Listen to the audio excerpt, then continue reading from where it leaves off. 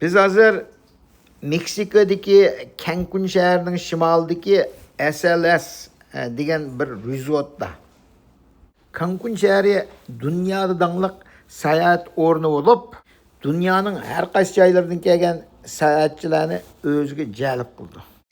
Men hozir mehmonxonamizning ustidagi bog'ichida turib, ijroqni kuzatyapman.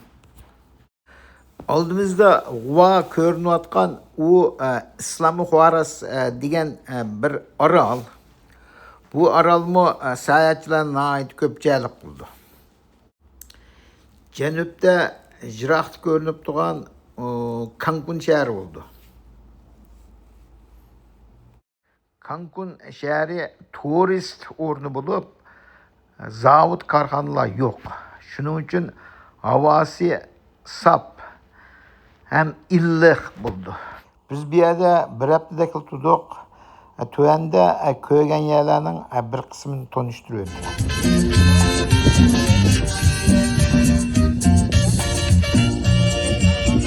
¿Dónde están esas tomas? A ver las tomas arriba. Oh, hey, hey, hey, venga. Ojitos mentirosos, no me mires. Tu mirada tierna me enloquece. Desde tu mirada bienvenidos a este su barco de ultramar. Mi nombre es Víctor, voy a ser la persona encargada de acompañarlos con algunos temas. Esperando que sea de su agrado esto, deseándoles lo mejor de este hermoso día. Bienvenidos a este su barco de ultramar. Welcome ultramar. My name is Víctor. Venga. Oh.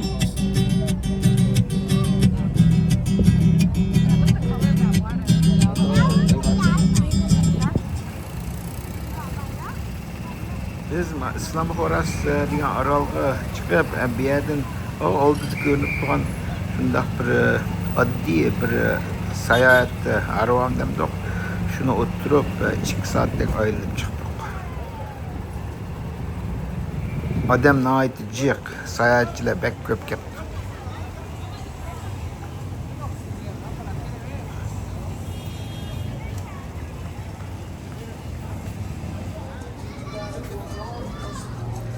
Bu mehmonxonaning ichidagi suzish ko'lchaklari.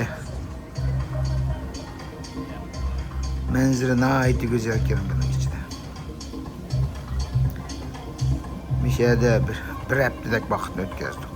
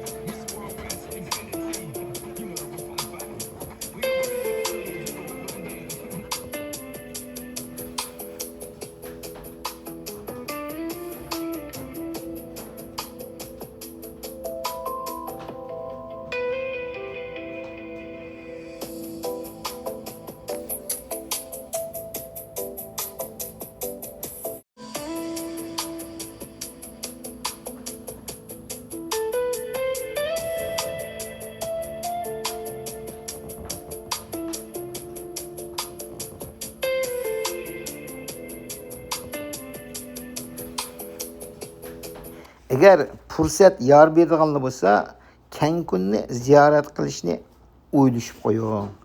Rahmat.